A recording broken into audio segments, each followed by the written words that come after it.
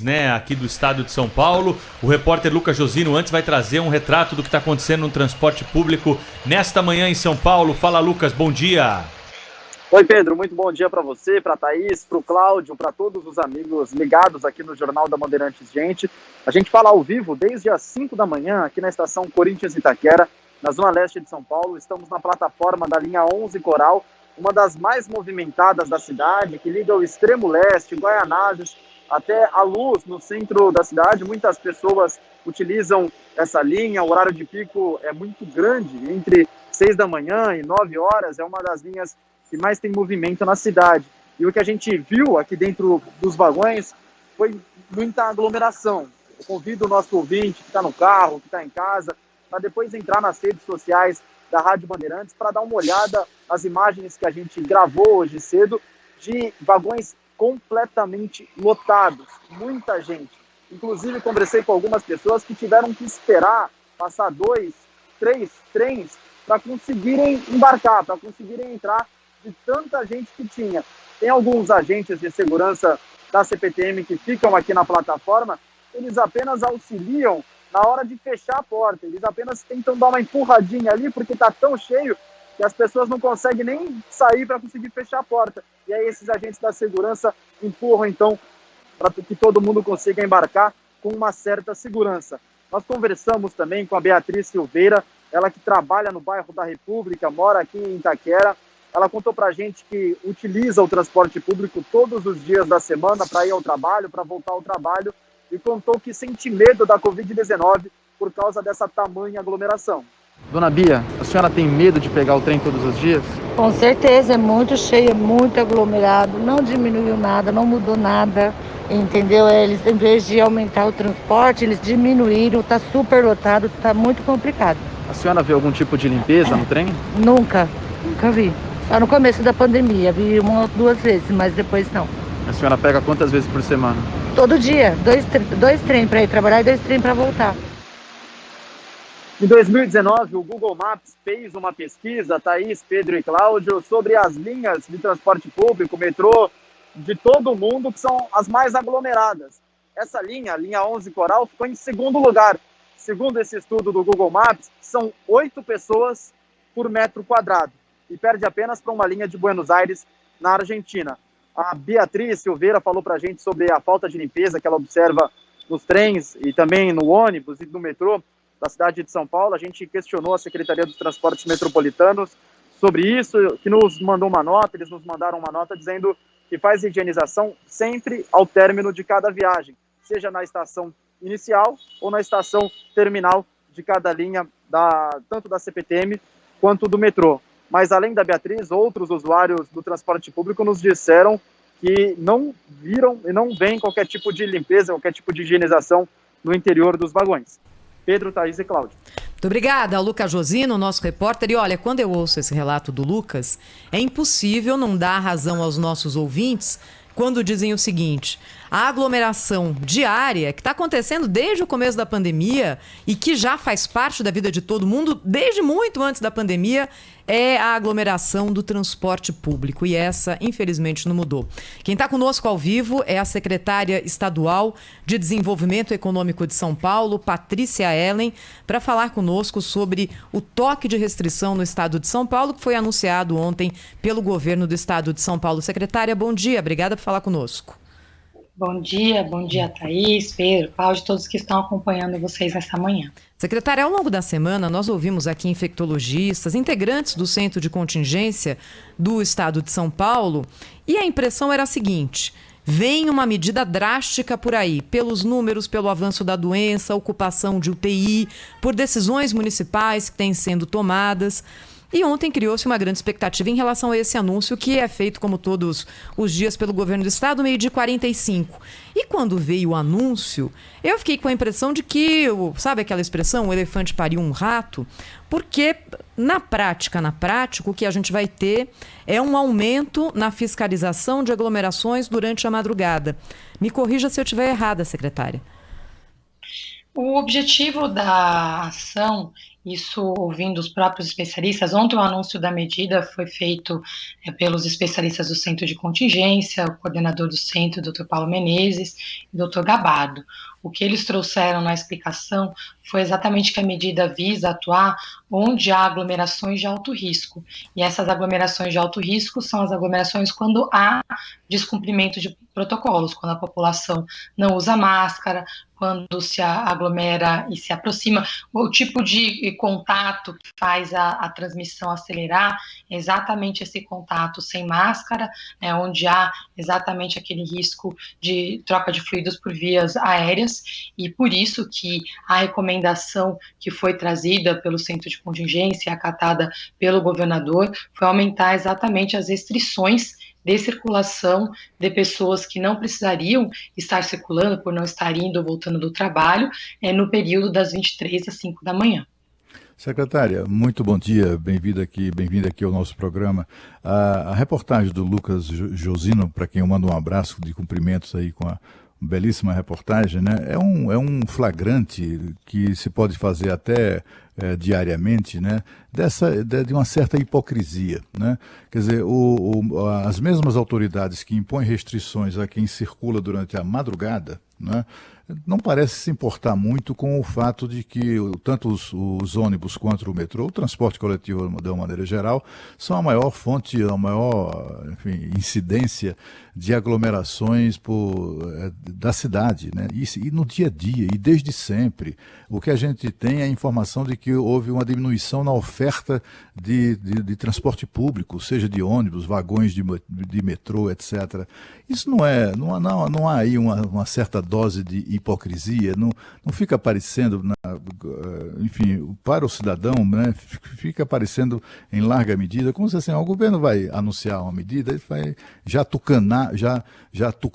tucanaram o toque de recolher, já chamam de toque de restrições, depois não mexe onde aglomera de fato, né, e cria uma situação para, sei lá, né, dificultar um pouco a vida das pessoas que circulam, trabalham ou se divertem à noite. Não há uma hipocrisia nisso aí, doutora? Olha, eu não sou especialista em transportes e na área da saúde que nós tivemos foi uma recomendação exatamente sobre os ambientes de risco. Eu acompanho os setores econômicos, os diferentes ambientes, e a gente tem mapas em todo o mundo, e os ambientes de maior risco de contágio sempre são bares, locais onde há aglomerações. Eu vou levar exatamente esse ponto que foi trazido aqui com relação a transportes, tanto a questão das aglomerações quanto o potencial risco, até para uma análise adicional. Vou fazer um pedido também para o Centro de Contingência para a gente ter esse retorno, mas o que aconteceu é que em todo esse período da pandemia, nunca tivemos uma recomendação específica adicional, além dos protocolos que já estão sendo aplicados com muito cuidado em toda a rede de transporte. Então, o transporte passou por uma mudança grande de protocolos, de disponibilidade ali de modelos de higienização, aumentaram a frequência, não tinha esse relato que reduziu a quantidade de transportes disponíveis, muito pelo contrário, mas eu estou levando essa informação também para que possamos retornar.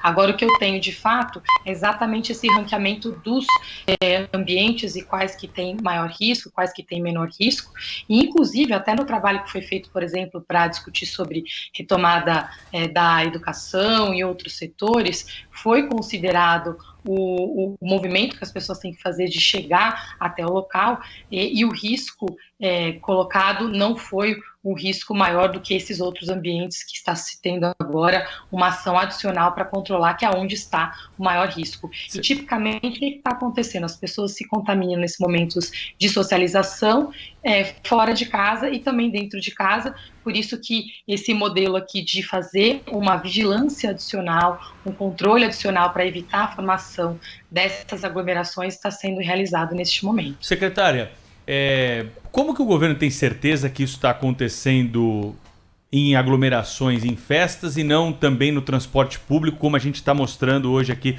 na programação da Rádio Bandeirantes? E outra pergunta para a senhora. O governador João Dória sempre falou desde o início da pandemia que ouvia a ciência, estava ouvindo a ciência. Aí o Centro de Contingência, que é formado por cientistas, por médicos, recomenda um toque de recolher mais intenso. E aí agora ele não vai ouvir a ciência? Por que houve essa mudança de interpretação aí por parte do governo do estado, hein? Olha, o governador tem ouvido a ciência desde o início, Pedro. Eu sou testemunha desse processo. O centro de contingência tem uma forma de operar super independente. As reuniões deles são reuniões somente com especialistas da saúde independentes. Eu não participo, o secretário Jean da Saúde não participa. Eles fazem trabalho de analisar os dados com total independência e fazer suas recomendações, tanto que ontem a apresentação da recomendação foi realizada pelos representantes do centro de contingência. O que nós estamos fazendo agora é trabalhar a toque de caixa para garantir que essas recomendações sejam implementadas. Então nós estamos trabalhando em mecanismos dessas reuniões, eu participei ontem durante toda a tarde, hoje pela manhã vamos continuar, estamos reforçando a fiscalização, a atuação conjunta da vigilância sanitária, do PROCON, da polícia, estamos buscando outras formas de complementar a vigilância. Não, mas a gente ouviu dos integrantes do centro de contingência que era preciso endurecer as medidas. O Marcos Boulos deu entrevista aqui e falou que o centro de contingência recomendou isso. E o governo do estado de São Paulo não acatou um pedido da ciência. Por isso que eu repito a pergunta para a senhora. Por que não acatar agora o que a ciência está recomendando aqui por um próprio órgão do governo do estado de São Paulo? O Dr. Marcos Boulos é um especialista muito respeitado, ele é um dos membros, são 20 membros no centro de contingência, eles discutem, têm suas opiniões independentes também e fazem uma discussão e levam uma recomendação também em consenso. Nós tínhamos ontem também 2 representantes do centro de contingência com papel de coordenação oficial que fizeram a recomendação deles e é nela que nós estamos trabalhando neste momento.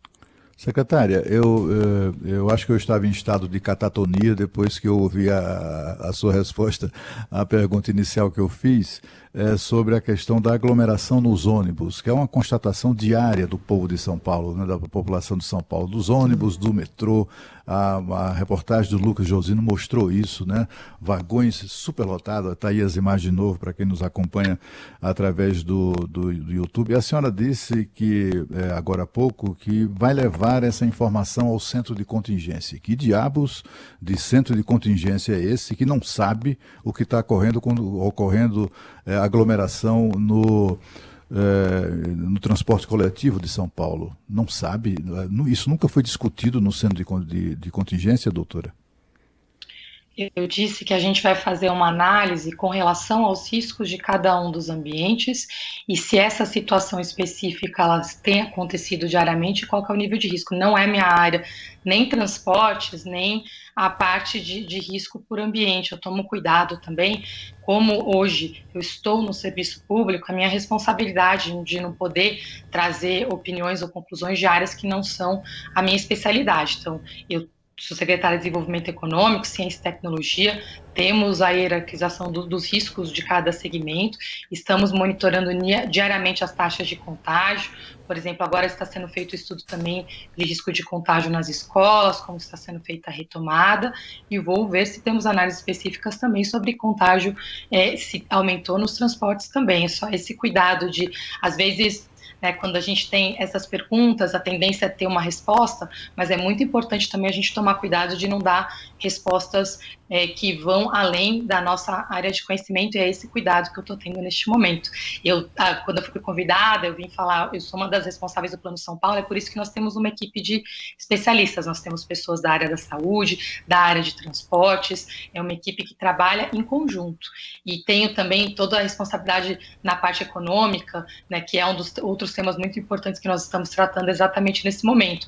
Do mesmo jeito que hoje nós estamos discutindo a importância dessas medidas de restrição adicional, existem muitos setores e pessoas que estão pedindo para circularem com segurança na rua. O objetivo desse trabalho que está sendo realizado agora é permitir quem está respeitando os protocolos, quem está saindo para trabalhar ou para procurar emprego, respeitando protocolos, usando máscaras e não se aglomerando, que possa fazer isso.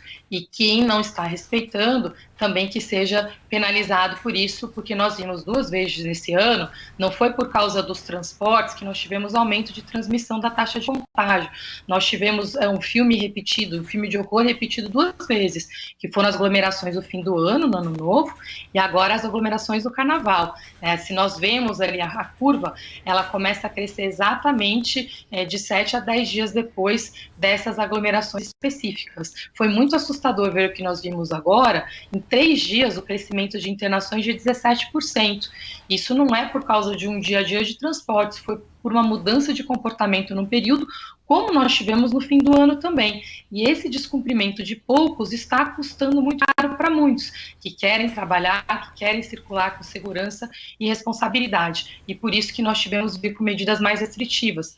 Agora, se elas não forem suficientes para controlar esse aumento das internações, o governador João Dória continua honrando o seu compromisso com a ciência, e nós teremos sim que sempre estamos abertos a medidas mais restritivas se elas não forem suficientes. Secretária Patrícia Ellen, secretária de Estadual de Desenvolvimento Econômico de São Paulo, ao vivo conosco aqui na Rádio Bandeirantes. E secretária, a gente sabe que nesse momento a função do gestor público não é fácil, não? Olha, se há um momento em que decisões são difíceis de serem tomadas é agora, mas, enfim, cada um ali no seu quadrado, e o nosso é perguntar. Então, eu queria perguntar para a senhora o seguinte, secretária. Nesse anúncio sobre o toque de restrição, o governo do estado está sinalizando que, vou falar aqui de uma forma mais popular, vai ter tolerância zero com aglomeração de festa durante a madrugada. E aí são 2 as perguntas. A primeira é, isso não deveria já ter acontecido antes? Porque a pandemia já está aqui há 1 ano, não é? E a segunda pergunta é, qual vai ser na prática a atitude do governo do estado e também em decorrência disso da polícia militar? E eu sei que a senhora não responde pela polícia, mas é integrante do centro de contingência e as decisões são conjuntas.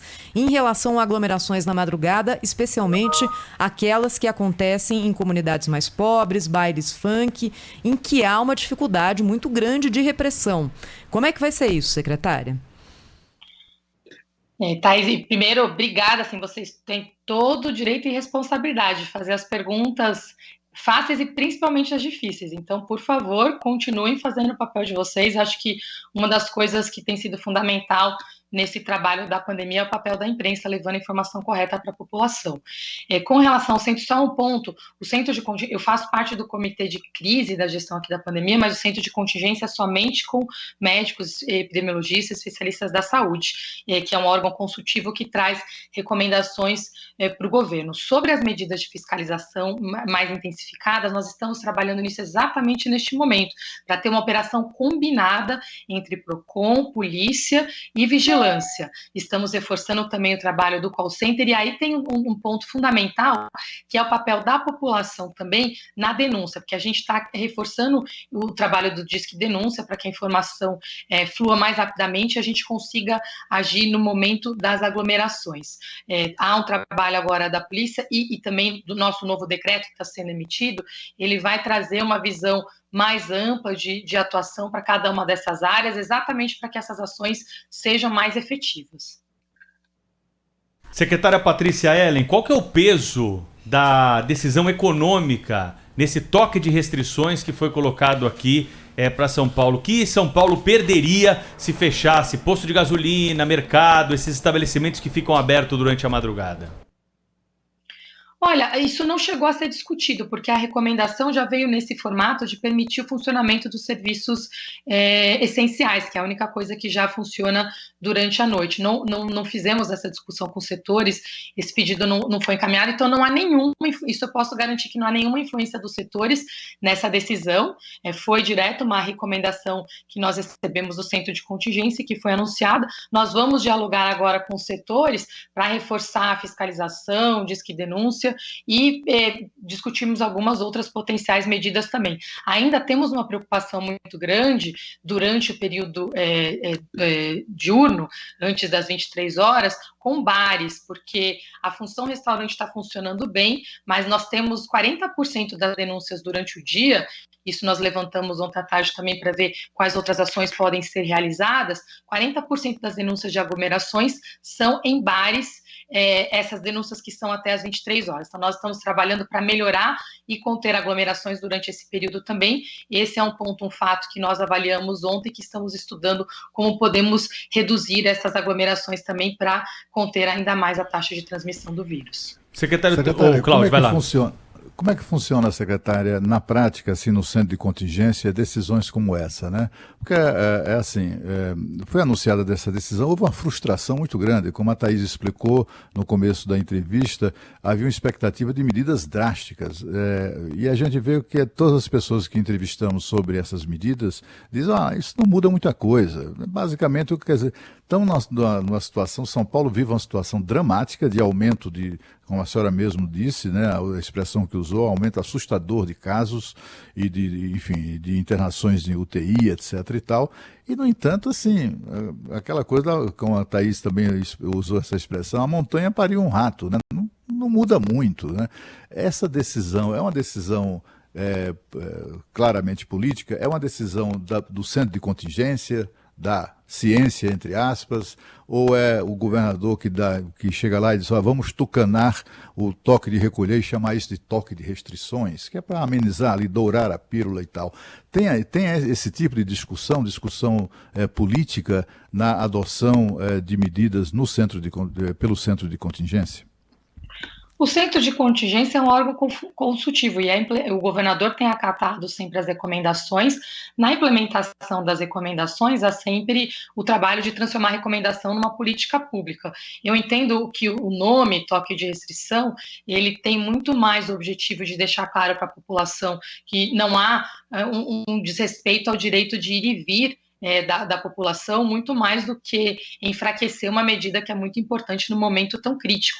Então, as pessoas que precisam ir trabalhar no hospital, que precisam fazer um atendimento, comprar um remédio na farmácia, elas podem fazer isso porque é um direito constitucional, esse direito de ir e vir. O que não podemos fazer é qualquer coisa que não seja necessária nesse período, nós evitarmos, e principalmente essas aglomerações que eu volto a insistir. O filme que nós estamos vendo é repetido e ele é claro. Nós tivemos um crescimento de aglomerações após as festas de fim de ano e tivemos agora um crescimento de aglomerações que, apesar do Estado não ter decretado feriado, houve ponto facultativo em muitos setores e muitas pessoas viajaram. E nós estamos vendo agora, não só viajaram, como fizeram festas, o Disque Denúncias mostrou isso, nós fizemos um reforço de fiscalização e agora estamos sofrendo as consequências. É um momento que nós precisamos de muita consciência de todos e, novamente, não há nenhum compromisso do governo de São Paulo com o erro e nenhum problema de ter aqui humildade o tempo todo de ter que rever medidas se for necessário. Neste momento, o que nós vimos e que foi uma recomendação do centro foi conter imediatamente as formações de aglomeração e mandar uma mensagem muito clara para a população que nós precisamos reduzir ao mínimo necessário a circulação durante a noite. Com isso, fica muito mais direto a ação também de fiscalização. Se isso não for o suficiente, novas medidas sempre serão tomadas, como foi feito durante todo o período da pandemia. Secretária, algumas cidades do ABC já anunciaram, né, um fechamento mesmo das atividades à madrugada, né, a maioria das cidades aqui ao redor de São Paulo. Essas decisões diferentes, né, atrapalham de alguma forma esse cronograma? A cidade de São Paulo está muito melhor do que as outras aqui das redondezas, né, para fazer algo diferente do que está sendo feito, por exemplo, em São Bernardo, em Santo André? Sem dúvida, os prefeitos sempre podem e estão incentivados a tomarem medidas mais restritivas, e nós vimos essa heterogeneidade da quarentena, foi necessária e se comprovou correta, porque há uma diferença muito grande do comportamento do vírus em todo o estado e nos diferentes momentos da pandemia. Agora, nós temos uma situação muito mais agravada na região que tem ali Presidente Prudente, Bauru, Marília, porque Araraquara, né, essas 4 regiões são regiões ali que concentram uma piora muito grande da pandemia, com esse crescimento das taxas de transmissão muito acelerado, especificamente de Araraquara, na região de Bauru e Jaú, e vemos também, como você mencionou, Pedro, a região do ABC como um ponto... Eu mencionei... Eu mencionei essa do ABC porque é o seguinte, no começo da pandemia, o governo do estado tinha tirado o ABC, era a capital, e o ABC e a região metropolitana era uma outra região. Aí houve uma grita porque tinham endurecido as regras para as cidades vizinhas e não na capital. Então virou um bloco só. Então por isso que eu perguntei e mencionei o ABC para a senhora. Como é um bloco só desde então, né? Agora nós temos decisões diferentes aí entre essas cidades. Isso prejudica o combate ao vírus? Não, porque os prefeitos, eles têm um conhecimento muito próximo da realidade e um trabalho do Plano São Paulo e de toda a gestão do governador João Dória é essa abordagem municipalista.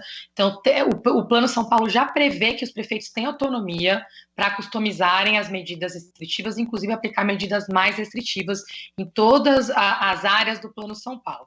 Isso tem sido feito, o exemplo do ABC eu também mencionei em Araraquara, porque o prefeito de Araraquara também decretou uma medida mais restritiva, e isso é incentivado e esperado dos gestores públicos em seus municípios.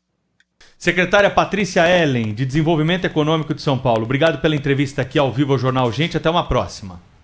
Muito obrigada, uma boa tarde, um bom dia e muito obrigada pelo convite. Rede Bandeirantes de Rádio. Vivemos numa era de transformação, onde as decisões nos negócios são guiadas por dados. A Confirmatória é uma consultoria